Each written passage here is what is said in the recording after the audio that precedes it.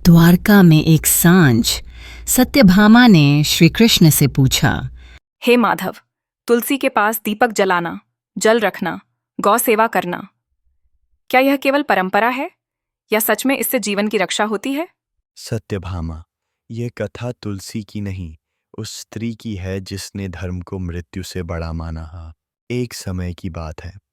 प्राचीन भारत में धर्मस्थली नामक एक नगर था। वहाँ के राजा राजधर्मन, नीति और न्याय में कठोर थे। राज्य समृद्ध था पर राजमहल सूना।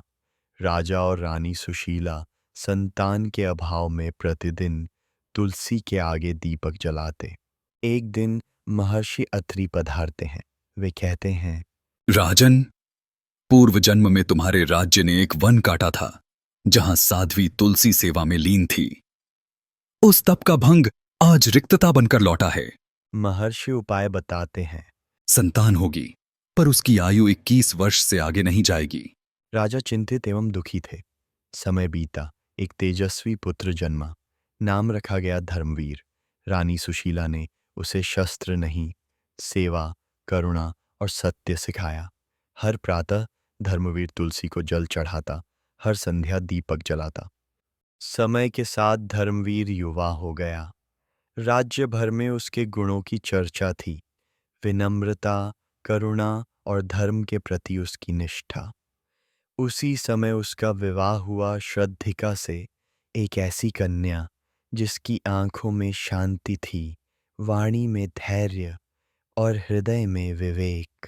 विवाह के उत्सव के बाद एक संध्या राजमहल के शांत कक्ष में धर्मवीर और श्रद्धिका को जीवन का सबसे कठोर सत्य बताया गया। वह सत्य सुनकर श्रद्धिका की आंखें नम तो हुईं, पर आंसू गिरे नहीं। उसने न रोते हुए न शिकायत करते हुए सिर झुकाकर बस इतना कहा, यदि धर्म सच्चा है तो उसका फल भी सच्चा ही होगा। मैं भाग्य से नहीं, धर्म से प्रश्न करूंगी। उस क्षण राजमहल में मौन छा गया। श्रद्धिका ने न तपस्या का दिखावा किया, न कठोर व्रत धारण किए। उसने चुना गृहस्थ धर्म का मार्ग। हर प्रातः वह तुलसी को स्नान कराती, स्नेह से जल अर्पित करती। हर संध्या दीपक जलाकर अंधकार से नहीं, अज्ञान से युद्ध करती। घर में जल का कलश सदा भरा रहता, जीवन की स्मृति बनकर, और गौ माता की सेवा उसका नित्य कर्म बन गई। वह मुस्कुराकर कहती, धर्म शोर नहीं करता, धर्म तो मौन में रक्षा करता है। जहां दिखावा नहीं, वहीं शक्ति जन्म लेती है। निर्धारित समय की पहली रात्रि आई। यमलोक से यमदूत प्रकट हुए अपने कर्तव्य के निर्वाह हेतु। जैसे ही वे द्वार की ओर बढ़े, आंगन में स्थित तुलसी के पत्ते अचानक हिल उठे। एक अदृश्य स्वर गूंजा, जिस घर में सेवा है वहां भय का प्रवेश नहीं। अगली रात्रि दीपक की लौ अद्भुत रूप से स्थिर थी। न हवा उसे डुला सकी, न अंधकार उसे निगल सका। दीपक से स्वर उठा, मैं केवल उजाला नहीं देता, मैं संस्कार जलाता हूं। जहां संस्कार जीवित हों, वहां मृत्यु भी मर्यादित होती है। तीसरी रात्रि जल कलश से हल्की सी ध्वनि हुई। जल जैसे स्वयं बोल उठा, मैं जीवन देता हूँ, जीवन छीनना मेरा धर्म नहीं। जहाँ जल का सम्मान है, वहाँ प्राण सुरक्षित रहते हैं। यमदूतों की दृष्टि नीची हो गई। चौथी रात्रि गौ माता द्वार पर आकर खड़ी हो गईं। उनकी आंखों में करुणा थी, पर स्वर में अडिगता। जहां करुणा वास करती है वहां क्रूरता निष्फल हो जाती है। यह गृह धर्म से सुरक्षित है। यमदूत लौट गए, नतमस्तक होकर। अंततः यमराज स्वयं प्रकट हुए।